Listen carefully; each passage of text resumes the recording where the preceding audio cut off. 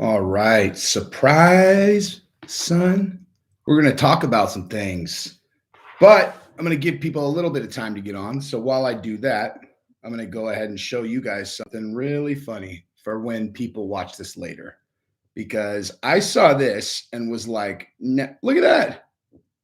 Look at that. Oh my God. And Dr. Bo, I was about to show you guys something about the Island Boys. And Dr. Bo Hightower's already talking about the Island Boys. Okay, hang on. No, you can't work with the Island Boys. I used to be a fan and respect you. Unfollow. They have a catchy tune.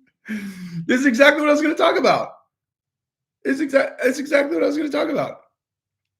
I got to ping him and tell him I'm live. About to talk about this. That's so funny, dude. That is so funny. Oh, man. Dude, so yeah, what prompted this, you guys, is sometimes like this is my workaround, right? Like, so there's some topics that I really, really want to do, but I can't like do them without jeopardizing my my like algorithm, you know, the way I manage the algorithm. And so now what I do is I just go live and I talk about them because unless I'm totally misunderstanding how this works, the algorithm is like, or I mean, if you go live, it doesn't work against you if you're, you know, versus like your regular videos, because I want to talk about the Island Boys and I want to talk about that as it relates to like Conor McGregor and Sean O'Malley, etc. Yeah, don't say the R word. That's a bad word. But we'll get started in a second because you know what? I'm about to do something crazy also. I'm also going to talk about Michael Chandler versus Conor, which I've said 1,000 times that the UFC would not do that fight. And circumstances have changed. And I think they might do. I mean, they might actually do it now. And I'll explain exactly why and what's changed because it kind of makes sense now, actually. Which is I mean, Mr. Trashlight, you got that sticker, huh? Tell the people. Tell the people. If I say I'm going to send you something, do I send it? You want to know who sent that? Me. Wrote it down on a thing. That handwriting, that's mine. I did that, dude, because I said I would. So those are the things that I do. Also, too, thank you very much, dude. The thing where they got booed. Here's the thing: I don't know anything about the Island Boys. Like my experience with the Island Boys is this. Okay, my wife texted me the main original video that went like totally viral. She's like, what is this?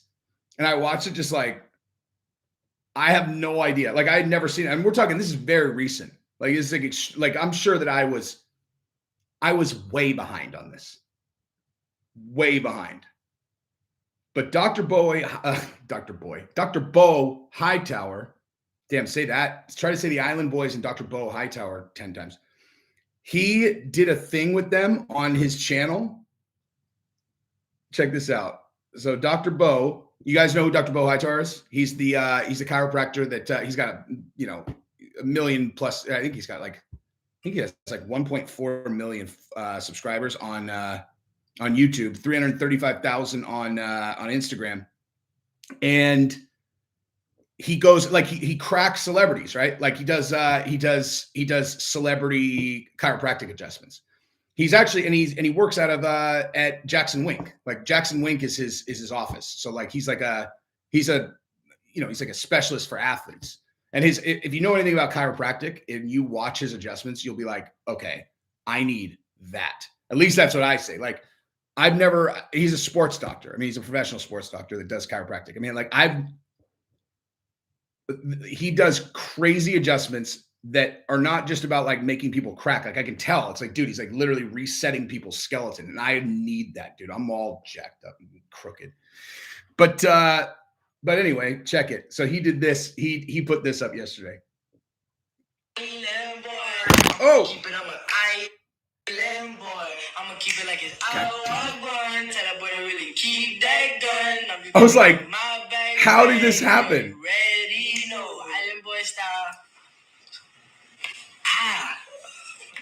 Ooh. He's going in. Oh my God. There we go. Dude, I've seen serious guys on his table when he does that thing where he's got his thumb like in their he's got a pull in their shoulder back. I assume he has his muscle or his like thumb in like the scapula or something. I've seen tough motherfuckers like just grimacing through that. That kid took that pretty well. Probably actually as soon as I said that, because his muscle is actually very small, like what's up, CH? Like I would imagine that would hurt me a lot more, but just because that how if the pain from that move comes from tightness in your muscles and you don't have any muscles, I would imagine it's a little less agonizing than it would be.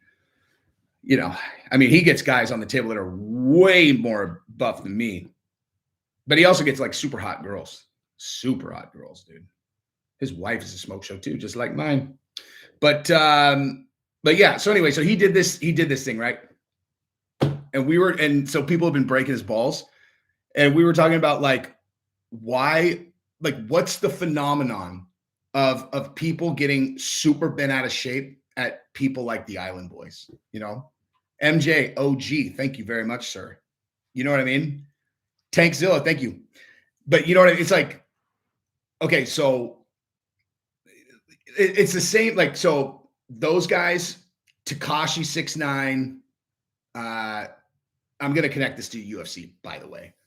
But those kinds of people, now Tekashi 6ix9ine is kind of like a prick, like he was like out, like actually like doing things where you're like, this guy's a criminal, like this guy's like an actual criminal who's out like committing crimes and victimizing people. Like, not necessarily a fan, but like the Island Boys, and I'm not saying that they've never done that, but like as what you know of them is they have a really stupid song. They have terrible hair and they have a lot of tattoos. Right. So like, and some people look at them and they hate them, man. Like they like genuinely hate them. Now I'm not a fan of them at all. I just don't care. Like I care enough about them that my wife texted me the Island Boy clip and I watched it and wrote back WTF. And that was it. That's about how much I cared about it. But like, there are people who get so bent out of shape about stuff like that. And I was talking to him about it this morning. And I was like, dude, the people who hate on those guys who like, and I'm not saying like you can obviously say like their music's garbage. They look like fucking morons and blah, like regular stuff, but not like where you would actually get so emotionally invested in the fact that they exist that it would like you shouldn't feel angry towards them. Like if you feel genuine anger in the direction of those guys, that is not an issue with the Island Boys, dude. Like that is not an issue with the Island Boys. And so here's the deal. When we were talking about it, I was like, look, I will guarantee you that there is a direct correlation between people who like deeply hate the Island Boys and guys that like really, really, really want Sean O'Malley to lose. Like they want him to lose so bad, like they're the ones that are in the comments. Like the second that this guy faces any real competition, look at what happened with Cheeto. He's going down, dude. He's going to get smoked. He's not real, dude. He's not real. And they're same with Conor, like, it's like, well, Conor says he wants to blah, blah, blah. And they're like, Conor's done. You should drag his career behind a truck, man. He's done, bro. He sucks. Fuck that guy. Now you can say Conor sucks. He's too rich. He's not going to come back or whatever. Like so I just want to make sure you could say negative things about people in a way where you're kind of communicating how you actually see their career, where you're like, look, Conor, fuck him, he punched a DJ. He's out of control. Fuck that guy. Okay. That is very different than what I'm talking about. Like I'm talking about people who like hate him, like seriously, legit hate him. You can root against him. You can say, fuck that guy. I'm not talking about that. I'm talking about people who genuinely get like emotionally invested in how much they dislike Conor or how much they dislike Sean. I can pick them out instantly just from comments, dude.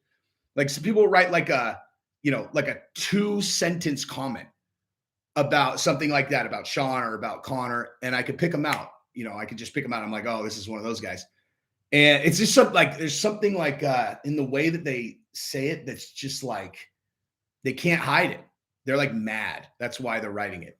And those people would want to puke down the throat of the Island Boys. And here's the thing. You want to know why? You want to know why, or you want to know another thing that those guys all have in common that I would bet my life on? None of them are doing the thing that they wish they were doing in their life. Things are not going their way, right? Like I would say almost exclusively, unless someone has like a personality disorder. Okay. Because if you can get that angry at a person like that, it's almost always in the direction of someone who is succeeding, right? Like it's always in that direction for these people where they're like, fuck the Island Boys, man. They're like, fuck Conor, fuck Sean O'Malley. Now, part of that, of course, is like people who are in the public eye are succeeding broadly, but the same people hate displays of confidence also, or overt kind of displays of cockiness, which is kind of the, part of the shtick for some of these fighters and for these rappers and stuff.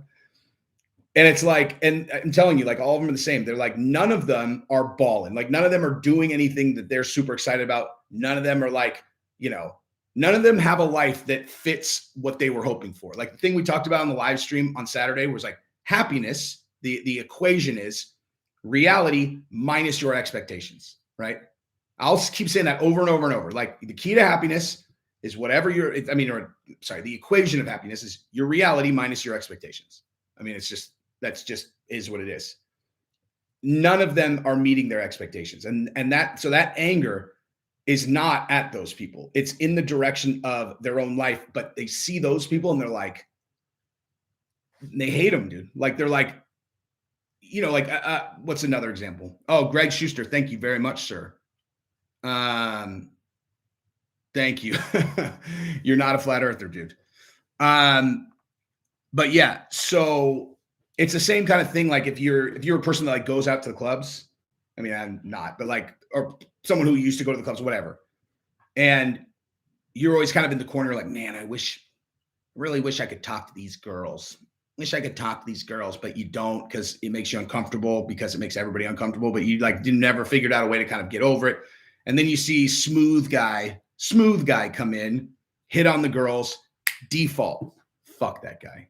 Okay. Now, is that because fuck that guy? If that guy was just over on the other side of the club, just hanging out by himself, like drinking, having his drink, he's literally at a table by himself and he's just calmly drinking a drink.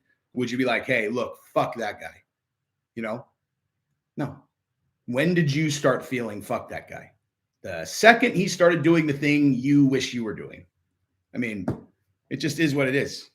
That is why people get so bent out of shape. That's why when people get so mad and like when they comment, fuck Conor, fuck Sean, like not, again, you can dislike them, but in the way that I'm talking about, where they're like genuine, like vitriol for him. I just am like, Jesus, man. Why don't you just write in the comment like I'm unemployed and angry, or whatever. It's just a waste of energy.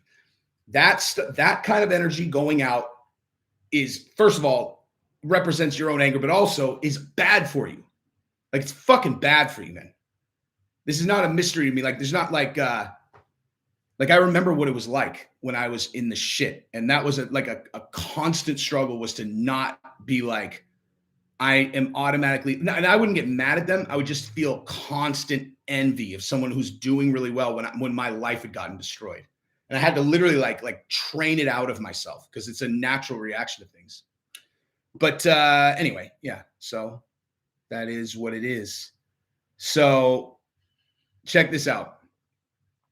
So on the Chandler versus Conor thing that I very, very, very DraftKings FTW. Hold on. What happened to DraftKings?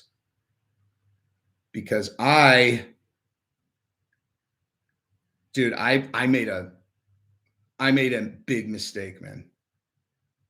I know so much about DraftKings business model that this got to be probably,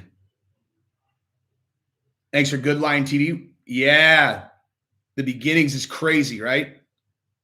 Excellent stuff. Thank you, Michael Langley. But I know so much about DraftKings business and how it actually works that like when so what is this? Probably like, I'm going to say January of 2020. No. Wait, January 2020. What year are we in? Yeah. I don't know, either the end of 2020 or the beginning of 2021. I made a huge short sale on, or I'm sorry, like a put option, which means I was betting that DraftKings stock was going to go down.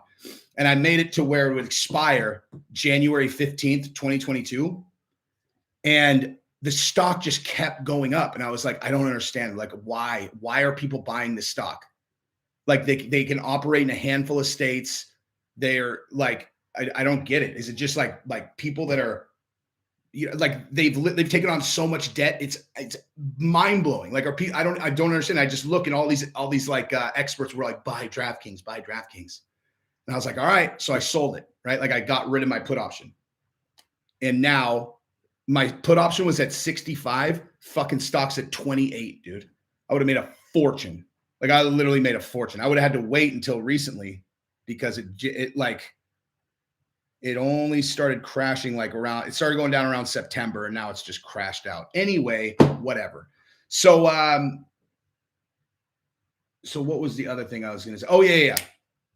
So with Chandler and Conor, I thought about this today and now I don't know what to think. Conor's asking for a title shot at 55. Like maybe he's coming back to 55, whatever. So we're going to operate from the assumption he's coming back to 55 today.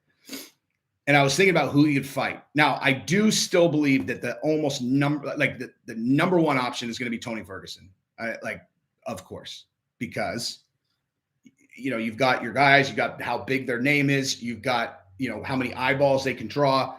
And then you've got the other thing, which is how long can this guy be valuable to us for? And if it's not very long, what's the best maximized value we can get out of them? And that's either sell a big fight or use his star power to shine up someone new that's going to partially take his place or shine up someone else who needs, a fresh coat of paint. So it makes perfect sense. Like Tony, the way the UFC is looking at him is like, we can get at least one, maybe two more fights out of him unless he wins. And so like we have to be very, very strategic about like where we use him. Right. And so the Conor and Tony fight makes all the sense in the world. I mean, if I was going to be the matchmaker, I might probably do that one. But I was thinking about this now and I was thinking about because Chandler still really wants that fight. And I was thinking about it. I'm like, okay, would that make sense because there are so many guys at the top of 55. There's so many guys because the entire premise where I was saying, I don't think that they'll do that fight is because you really do not want either of those guys to get a loss because for either of them, it'll be 3 in a row. And you're almost bordering on dude, this guy's almost done. And both of them have tremendous value. And so why would you put either of them in a situation where they're getting 3 straight losses when they both have so much upside? But here's the thing. They also will have someone win, right? Like one of them will win. And given the landscape at lightweight, I mean, their best case scenario, you have to understand from a default, the UFC's best case scenario is either Chandler or Conor as champion in terms of marketability. That's not up for debate unless you're going to talk about maybe Islam Makhachev because of Khabib. Maybe. But in terms of the domestic market, no question. Conor or Chandler for 100% sure. And so when you think about it like that, it's like, all right, so let's say that you put them both in other fights and they both won. It's like, okay, so that could maybe, but it's a huge risk because what if they both lose?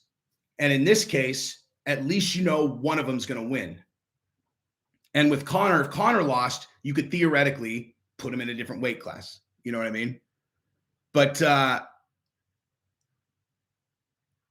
yeah, I mean, that's what I was thinking. And then also, they also could think dude, if one of them loses, whichever one loses, might be actually on their way out. Now, I don't think that either, for either of them, that's the case. But the fact that one of them would win and the title shot and the belt is so like right there with like, you get one win and it's like you could put someone in a title shot. And so they might do that just because of that, where someone who whichever one of them gets a win, they could argue their way into a title shot potentially. Now, Chandler wouldn't be able to if Oliveira's holding the belt, but he probably would be able to if Gaethje won the belt. If Gaethje won the belt, Chandler wins against Conor, he could probably talk his way into that title shot. Well, he lost to both of them. Right. Okay. And one of them, he got knocked out. And the other one, it was like the fucking best fight of all time, like a war that people would pay to see again.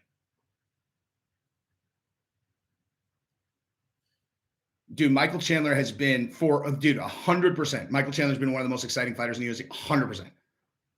He came in on his first fight and he knocked out fucking Hooker in the first round, jumped up on the cage, went insane, got on the microphone, had a pre-recorded or memorized speech that was so on the money, delivered it perfect. The UFC literally all started sweating like, oh my God, we have another super marketable champion.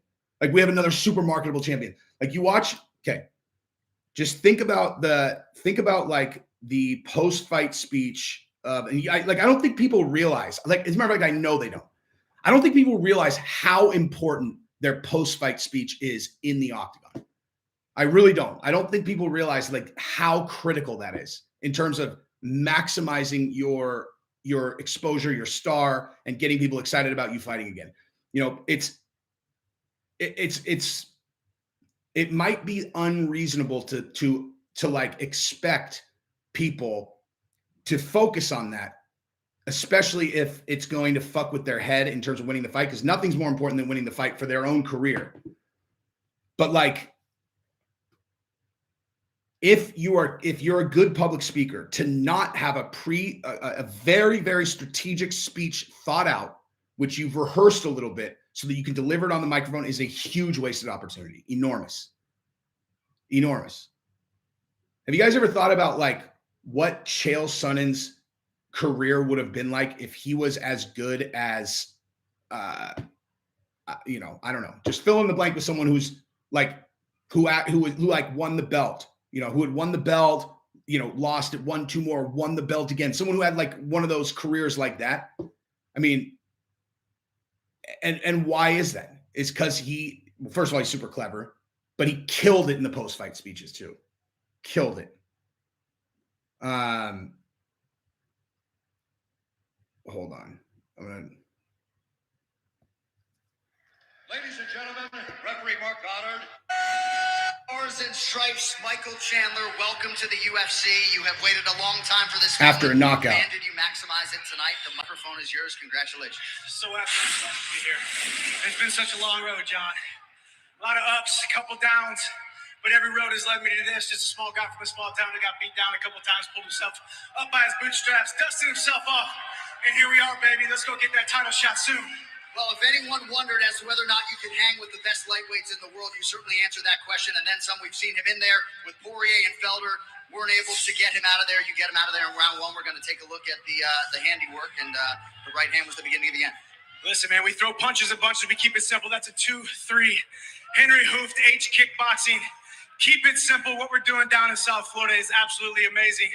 Mark Goddard gave him every opportunity to stay in the fight, and we were able to just finish, man. Just feel extremely blessed. But I got to get something off my chest. This part. I tell y'all this. This is the greatest moment in my professional life. Conor McGregor. Surprise, surprise. There's a new king in the lightweight division.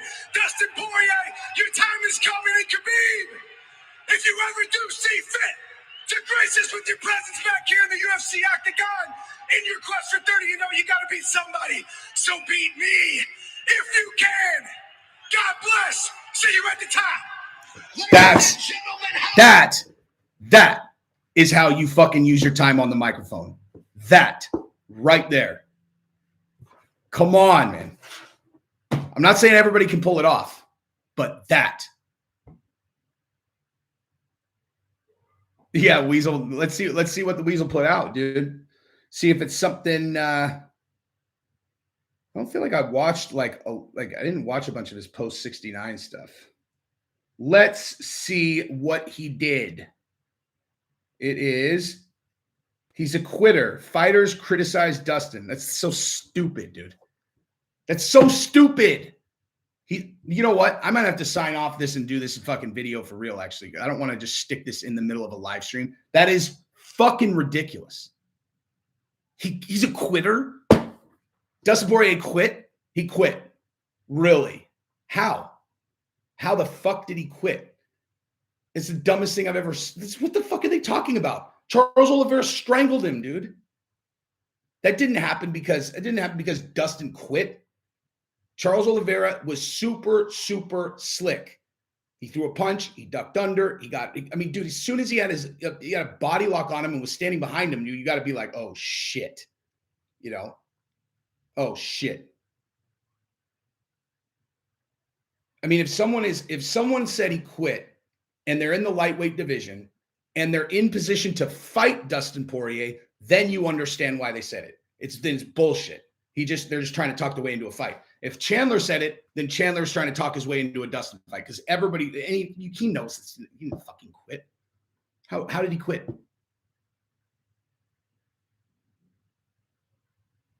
What do I think of Juliana Pena? I think she is a gangster. And you want to know what so when I watched the entire event back again, my favorite moment of the entire event, out of that amazing event. Well, two things. First of all, that shot that they did when O'Malley stood up, went up to the octagon and went like this, and they panned it out.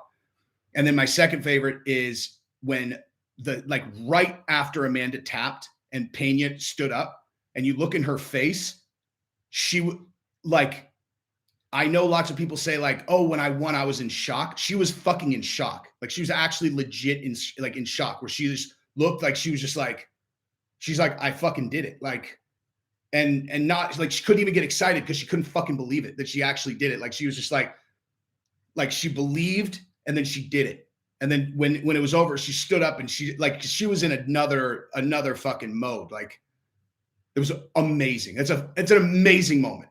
Amazing moment. Her face right after Amanda tapped for a good 2 minutes. A good 2 minutes after she tapped, you could just see she just was getting I don't know.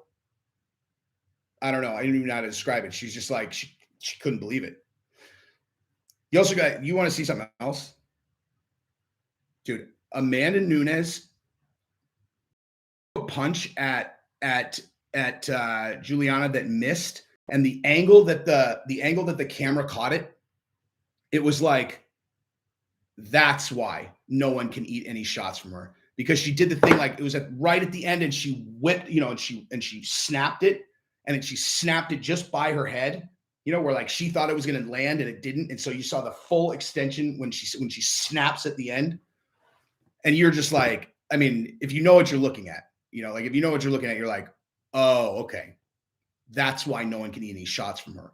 That's where, you could tell she hits hard, but that's where her, where people think they got, feel like they got struck by lightning. It's that snap at the end. And that's exactly what Conor used to do and doesn't do anymore. That's the difference. That's why, people are oh, he doesn't have that power at 55. That's not true. He throws his punches different. He throws his punches like a boxer now. He doesn't throw them like a mixed martial artist who has a huge, long snap at the end of his whip arm. And I would challenge you guys, go watch the Dustin Poirier fight from January, and then go watch him fight against Eddie Alvarez, and watch how or Nate Diaz, and just watch how he snaps those long punches, and then just watch. He doesn't do it anymore. He throw it because he's been boxing so much, just boxing.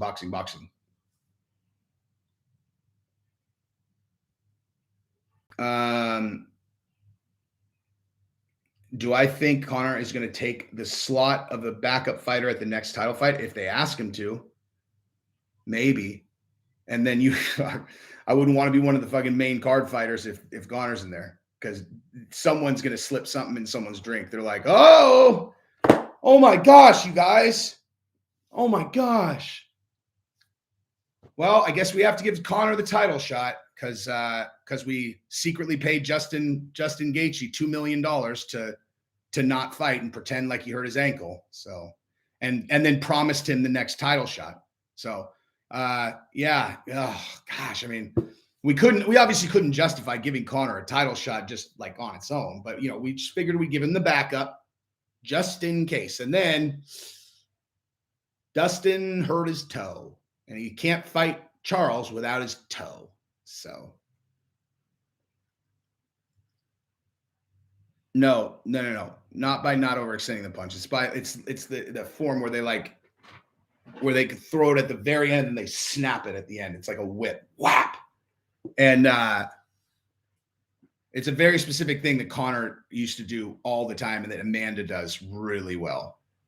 So they literally they make their arm like a whip, like instead of, like a boxer, you're like boom, boom, boom, boom, hook, boom, boom. You kind of do the snap, but you're doing it like with your entire body, where it's like whap, twist on your foot, bring it through your hips, turn, whap.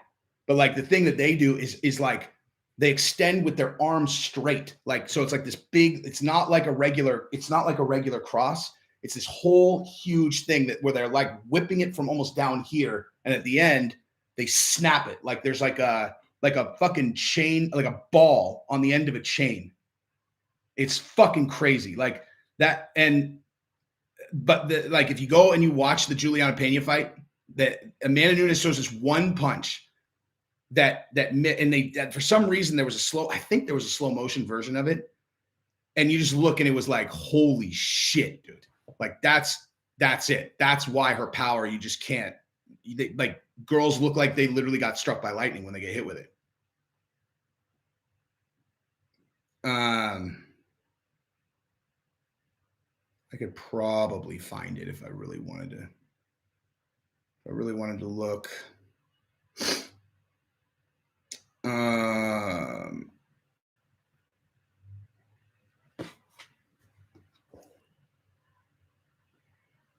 Do I think they cut Cody? Christian C, where'd you hear that?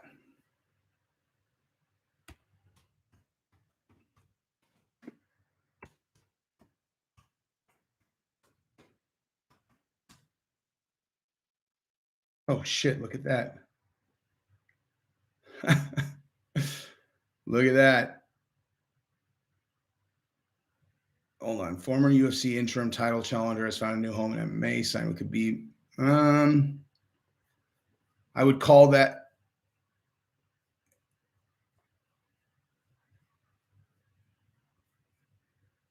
Unless something's changed, I would call that a. Oh, wait a minute. Let me see something.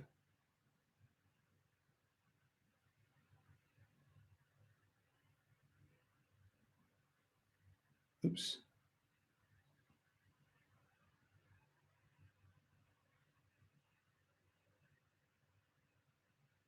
Here, hang on. Let's find out if it's official.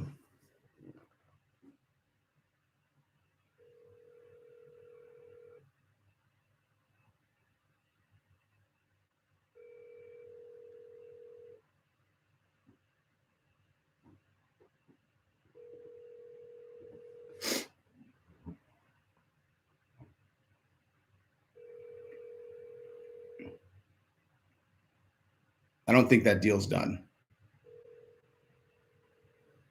Your call has been forwarded to an automated voice messaging system. Hold on.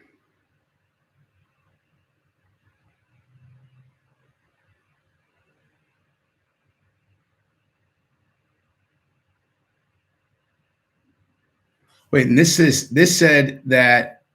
Oh, this was 23 hours ago. I know for 100% sure that he had not signed 23 hours ago. That I know for 100% sure. No, not Cody. I'm calling about Kevin Lee, you goofs.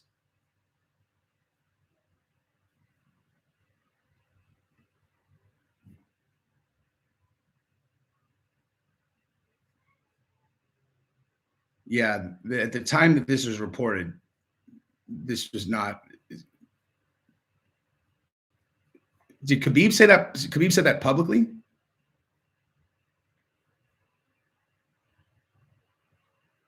There you go. Christian C. That's correct. That is accurate.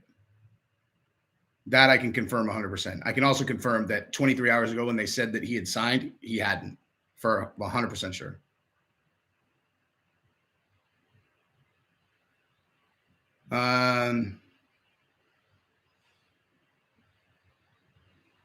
Tom, thank you very much, sir. What up, Breeze? Josh Fabia is training the Island Boys. Dude, if you put all three of those guys in a car, it would increase the overall weight by 100 pounds.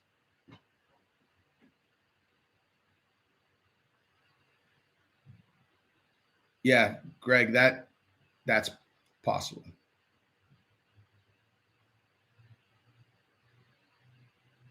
Vicente said he is fighting Hamzat along with...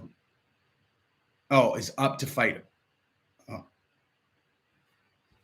Damn, they gave him Vicente. That'd be nuts, man.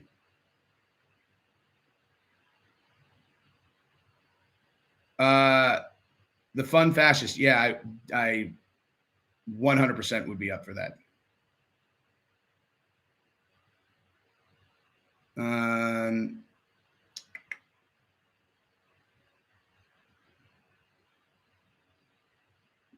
Who I think is next for Stipe? I have no idea, dude. I can't remember who it was, but I know Stipe has a problem with, I think it's Hunter. Is either Hunter or Sean Shelby. One of those two guys and Stipe like really don't get along.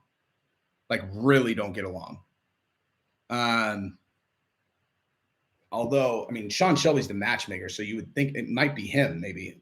Now that I'm thinking about it, I can't remember which one of them it is, but it is totally crazy that he doesn't have a fight booked or anything. It's like, you know, I mean, unless he just wants to wait for a title shot or whatnot. But dude, I watched that Stipe and I watched the Stipe and Francis fight again last night. That was not a close contest, even a little bit. They're not going to do Stipe and Jones. I bet you that they won't do that because they're not going to risk. They're not going to risk Jones losing. You know, like, with the Jones fight, you got or Jones and Francis, or Jones and Cyril, whatever. Like Jones for the belt against either of those guys is a blockbuster. Jones against Stipe, you take a huge risk of Jones losing, and you haven't even maximized his value as a pay-per-view draw.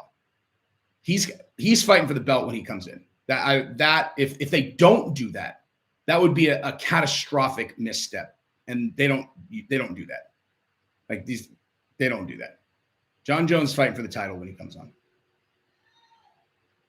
Jesse on Fire versus Gilbert Burns. Fuck in what? Checkers? Fucking in golf? Not in fighting. I'm not taking that fucking fight. I'm not suicidal. Who do I got? Gaethje or I don't understand. I don't understand what that icon. I assume that icon represents Charles Oliveira. Oh, olives. Duh. Idiot. Gosh, man. I love Gaethje. I fucking have a hard time picking against Charles after that Dustin fight, though. Like, it's like, so think about this. Like, okay, so if you got a fight with Dustin and you put him up against basically anyone, you're like, and the way that people beat him is through, like consistent punishment, wearing him down, breaking him down. You're like, he doesn't lose like that, dude. Like Dustin doesn't lose like that. He's been battle tested in every way. Like that guy is unbreakable. That's true. The fucking Dustin's a quitter. It's so stupid, dude. It's so stupid. But then you look and you're like, so you're like, oh, how do you think Dustin would do against, and then like Conor or whatever, like, Gaethje again or whoever. And it's like, it's hard to pick against Dustin. But then like with Charles, it's like, okay, so how does Charles win? And you're like, well, in many cases, like he will take what you got, come back, and then, try to strangle you. And it's like, and where have you seen Gaethje vulnerable? And it's like that, But at the same time, dude, Charles Oliveira almost got knocked out by Chandler. He almost got knocked out by Chandler. So Gaethje certainly has power to knock him out if Chandler does. So yeah, that's a really, really hard fight to pick. I like Tyron in the Jake Paul fight.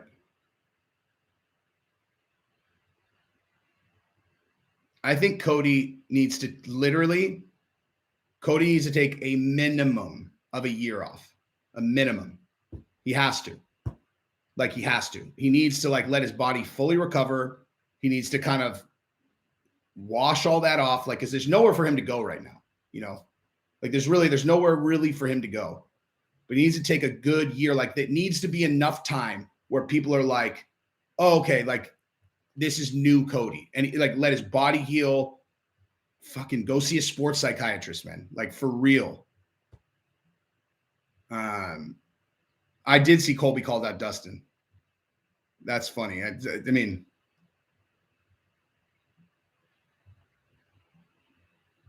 what's my opinion on Chiesa getting drunk and trying to jump the fence? I mean, he's excited. I assume that was because Peña's his homegirl.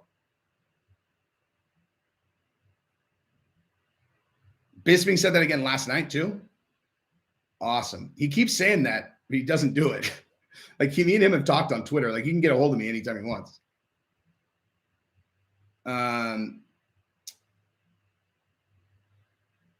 No, Cody, that's not correct, Vince.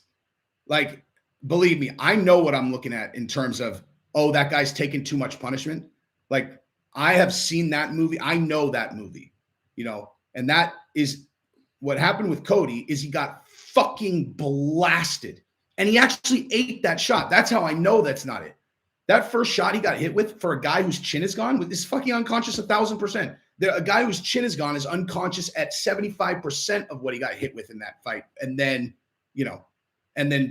waited for it or whatever. I'm sorry. And then recovered. It's not that. It's just honestly, Chael did an excellent job saying it in his video, dude. He was just Cody's incredibly stubborn and he keeps on sitting in the pocket, which is absolutely accurate. Dude, you know how many UFC fighters there are that never sit in the pocket like that? Never. Really, really successful guys that never sit in the pocket like that. Fucking never. 0 times. Anytime they find themselves in there, they'll move, right? They'll get the fuck out of there. They like to move around, circle, hit from distance, get out of there. His footwork is so good. He's super fast. He's in and out. If he just could somehow train himself that you're you are not allowed in the pocket. You're not allowed there. If you find yourself there, you shoot on him every time.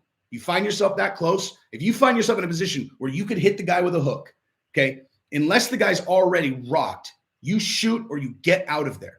At least for a fight, at least one fight, you are not allowed to sit in the pocket. I know you want to fucking decapitate the guy, but what's happened in the last many instances is you get decapitated. And it's not because you're incapable of getting out of there, but it's keep doing the same thing every single time. I mean, the only fight where that wasn't the case was against Font, and Font is fucking nasty. I do train martial arts. Matter of fact, am I going to go to Jits tonight? I'm so sore. I got my fucking ass kicked last night. A couple months ago, I was talking to one of the guys that I train with who's, I don't know, 200, I don't know. He's at least 20 pounds heavier than me. And he's fucking built like a Mack truck. He's super good. And I always roll with him. And I said to him, I was like, dude, I can't ever practice that. I really want to fucking work on this particular sweep. And I can't do it because you're too fucking strong and you're too big. And I'm always paired up with you. And I realized after that my professor heard me because all of a sudden he started putting me with all these like little soft guys. Like, and I was like, okay, well, I wasn't like complaining about that. I was just saying like, I can't, he's too fucking strong for me to do that. And so, and then all of a sudden, that lasted about a month. And then now all of a sudden I'm with like last night I rolled against that dude. Then I rolled against a dude cause they pair you up. They're like, oh, here, go with this dude. There wasn't a dude under 215 pounds that I went against last night. I am sore. I am sore as fuck.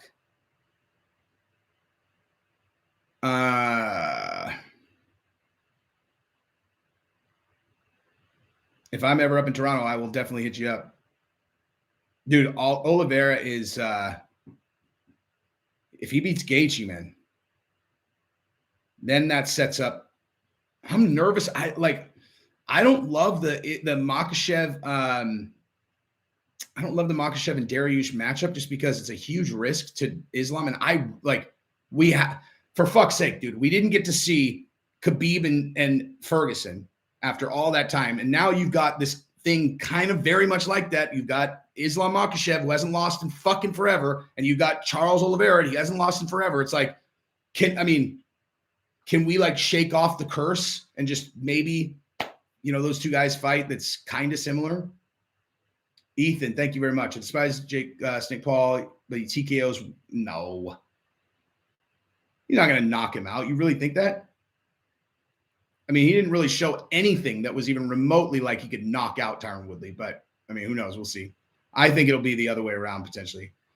Go Flamenco, thank you very much. When Cody comes back, they need to give him an unranked guy. I totally agree. Yes, I totally agree. Give him someone that he can beat that's not. And how about someone who doesn't have titanic power also?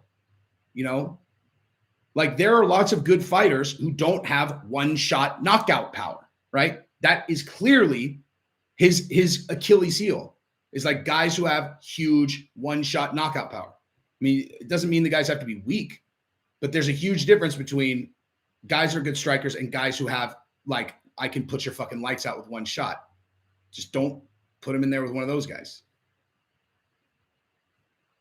Let the guy get his confidence back.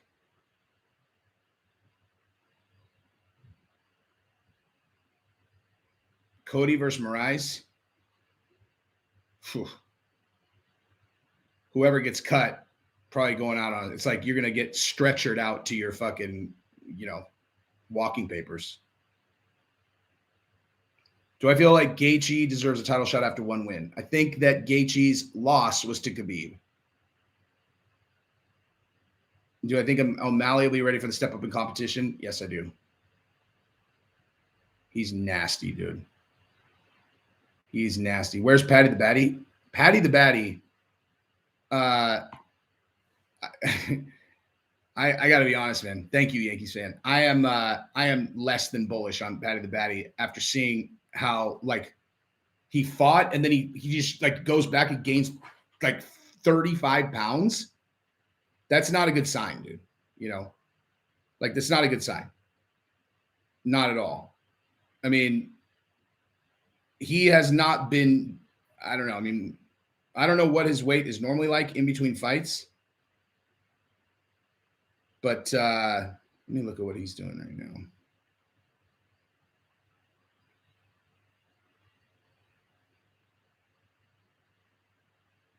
I mean, maybe he just cuts a shitload of weight.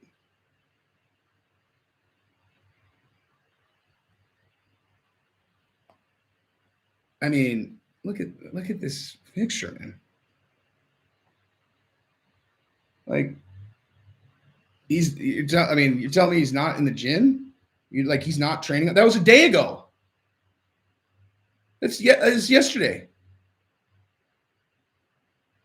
Dude, you just started your run. You're telling me you're not training right now? I don't know, man. It's he did almost get KO'd last fight, but he didn't.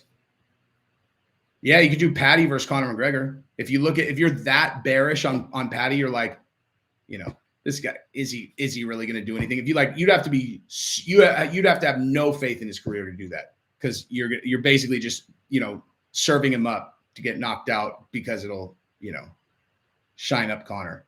And then people will be like, give Conor a title shot. You're like, he literally just beat a dude who had one fight in the UFC.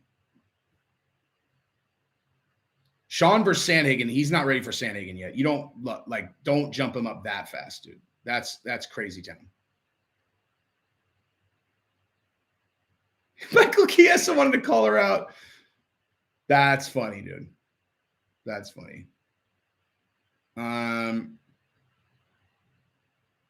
Oh yeah, when is Matt Sales fighting? Hang on.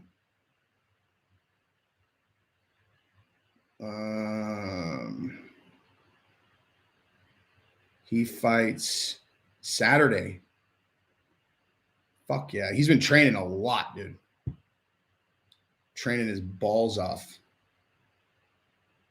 I certainly hope so, dude. He's a really good dude.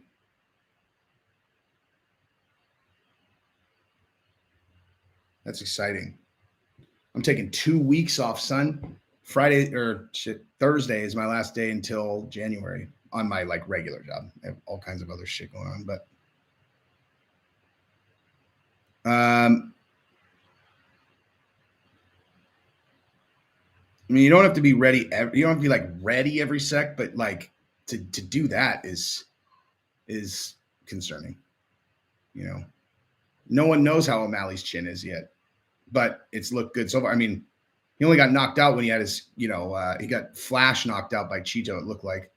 Ethan, thank you very much. Anyone suggests Sean isn't the real deal? Is just an O'Malley hater? Give us your early thoughts on Whitaker, Adesanya 2, and do I like TJ Dillashaw? I respect TJ Dillashaw because he came back like such a boss in that fight. But Whitaker and Adesanya is up in the air, man. That fight's not booked. It's really fucked up, actually. So they had it up like it was booked, and then Adesanya tweeted that it wasn't true, that it's not booked, it's not signed. And then in the press conference, someone asked them, they're all, hey, Dana, so Israel Adesanya is saying that the Whitaker and his fight is not signed. And Dana looked over, he's like, hey, Hunter, he's like, Hunter, do we have that contract signed? And you hear Hunter trying to explain himself. And dude, he is very afraid of Dana, as I would be too if he was talking to me like that, dude. But Relieve Socialism, thank you very much, sir. He says to go give Jesse on Everything a run, and he can't stress it enough. I totally agree. I've got a lot of things to say over there. I think it's a better channel. But anyway, yeah. So Hunter was kind of talking, and then Dana's like, so it's not signed? And Dana got super mad because they don't have a signed agreement. And then you go to the website now, and for the Houston show, which is 271, it's the one after the next one. It says TBD versus TBD. They took it off. It's not signed. It's not signed. Do I think he should have been banned from the UFC? Try to take years off Cejudo's life by cheating? I mean, EPO that doesn't give you superhuman strength. It just gives you endless gas tank. I think it's almost the worst kind of cheating. If you're a fighter, if you've ever fought, even you could your experience in jiu-jitsu or in Muay Thai, anything. Imagine what a fucking advantage it would be if you could go full throttle all the time. That would be really hard to beat if that was the case. Even people that were way better than me, if I could go full throttle knowing I wasn't going to get tired. If I know I only have to go one round, you can put me up against people that are really good, and I'll be a fucking serious problem for them. But if I have to go past 4 minutes, they're just gonna, do whatever they want with me, right?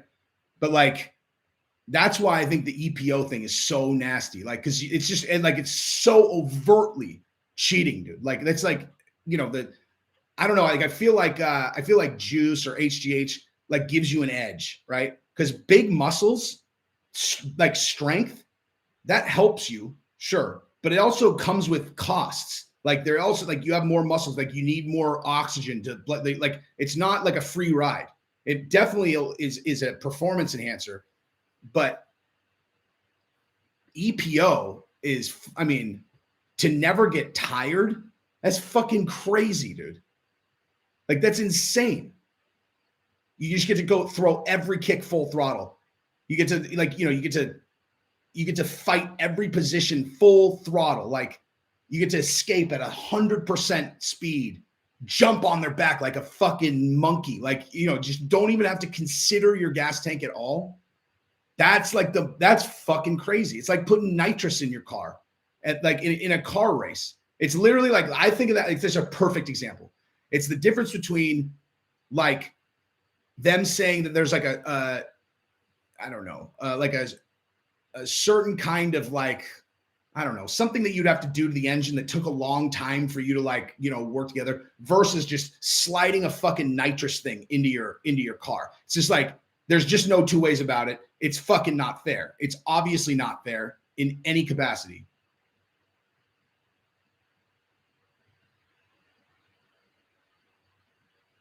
The eye gouging thing, they should throw her out of the fucking UFC.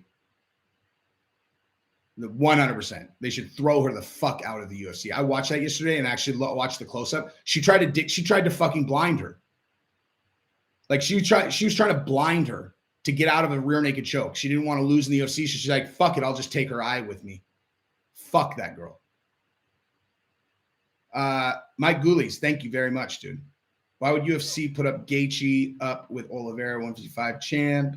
Is Oliveira, if Gaethje wins, Khabib would still be champ? What do I think about that? Well, they have to move on. They can't do it like that, like that. Once a guy's retired, like, that can't be your narrative. Like, you have to just go with what you got. And like, they could have done Islam, but I think Gaethje was going to fucking burn the house down if he didn't get the title shot. And Gaethje's really valuable, and he got fucked before. That's the other thing. Gaethje had actually gotten fucked before. A couple of years ago, like, he kept getting jumped, and he was pissed. And this is what it is. He's also a star. He's also like a big draw. So he's also one that is a highly desirable champion. That's why they had him and Chandler fight, because either one is a good option to be champion. You know what, Brian Tessier, I totally agree with that. I think Cody should stay at 25 also. And just because here's the thing, you can just see exactly what it was. He went to 25, and what he thought in his head is his problem is the same every time. He's purely offensive minded. So in his mind, he's like, these 25ers, I will knock them the fuck out. Now, can anyone think of the blaring gap in that strategy? The fucking enormous gap in that, like where that strategy is completely misplaced. Okay. Why is that completely misplaced? Okay. He can knock anyone out at 35. There's no one at 35 that's eaten a square shot from him. He has titanic knockout power. So going to 25 and then being like, oh, I'm going to sit in the pocket because I'll knock these guys out. That's dumb, dude. You would have knocked anyone out at 35. At 25, they're just faster, Like, at 25, they're just faster. So you're sitting in the pocket. You're no more likely to knock them out than you were the 35 guys. So that's just a complete flaw in his thinking. Where he had the advantage, like I said before, was in his distance and length. He was huge at 25. He looked enormous compared to that guy. Front kicks, jabs, straight punches, out. Could have picked him apart, dude.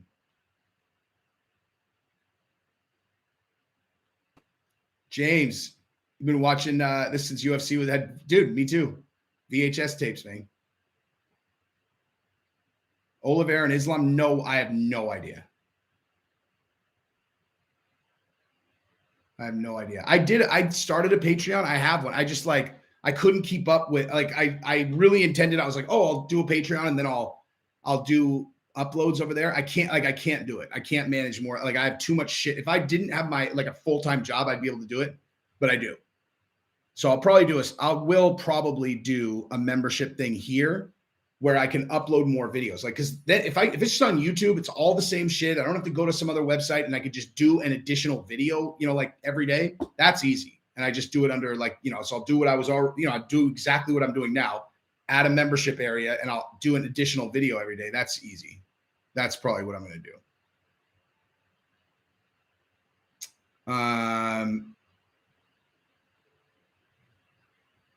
Wait, Nate extended his UFC contract? If Nate extended his UFC contract, he's fighting Conor. Bet your fucking life on that.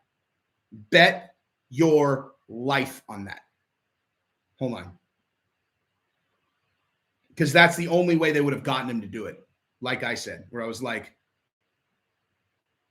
hang on. Yep, he's okay. Conversation's over. Diaz is fighting Conor. Nate Diaz has current UFC contract extended. He's fighting Conor.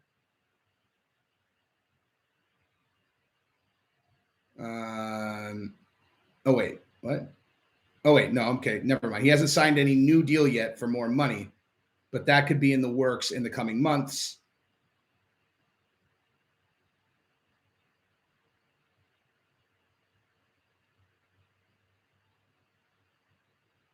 Okay. Okay, so they extended it. They're going to sign a new deal. Yeah. Okay, good. So like I said in my video about this, they'd be fucking crazy not to do that fight. No, I don't think it'll be Tony, dude. I think it'll be like if they extended Nate, I would bet it's going to be Conor, because that's a bonanza fight. Like that's one of those ones. Like I did that video on it where it was like they'd be out of their fucking minds not to do that fight. It's a 100%. That money's already in the bank, dude. Like the Nate and Conor fight is not one of those ones where like, geez, I hope we could do. They could fucking set that fight and not spend a dime on promotions, and it'll still do 1.5 million pay-per-views. Literally without spending $1. It would probably do more than that without even spending $1 on fucking promoting it.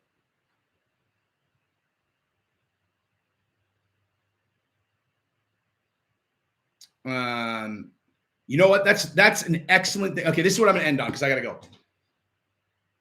The Cody Garbrandt thing, right?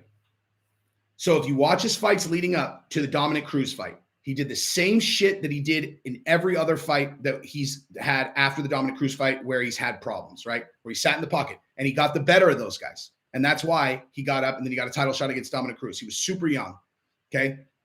The only fight where he didn't sit in the pocket and he was very, very specific about controlling distance, moving around, not ever sitting in the pocket, was against Dominic Cruz, because he knew that Dominic Cruz picks guys like that apart. So he very intentionally moved around and was playing tag, in, out. It was about controlling distance, controlling where he was, touching and then moving, touching and then moving, touching and then moving. He never, ever tried to like throw an overhand or whatever, like anything that was like, I'm going to knock this guy the fuck out. Watch that Dominic Cruz fight. Watch how he fought that fight and then compare it to everything else. Like, it's because of who it was that he fought smart like that, and he was incredible.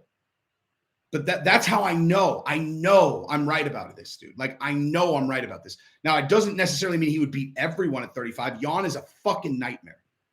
But I know he can beat the majority of these guys. He just needs to fight just like he fought Dom. Think about it like they're Dominic Cruz.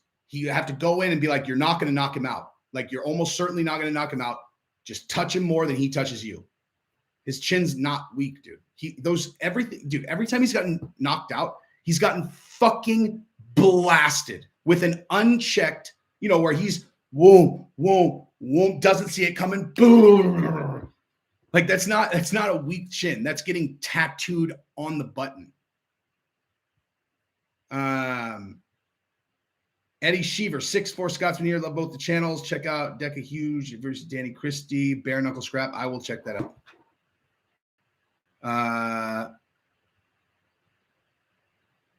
Deca Hedgie. Hold on. Oh my God. I really need to fucking climate control. My office is so much hotter than the rest of our house. It's fucked. I'm sweating bullets in here. And it's like Deca Hedgie versus Danny Man.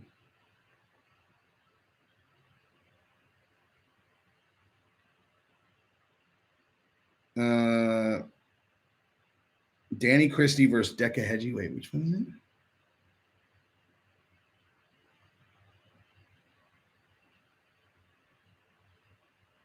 All right, I'll find it. Anyway, all right, dudes. I got to rock and roll. Good talk. Chat soon. Wait, let me make 100% sure I answered that. Oh, yeah. Okay, I was just making sure. Thank you, Mike Goolies. Later, guys.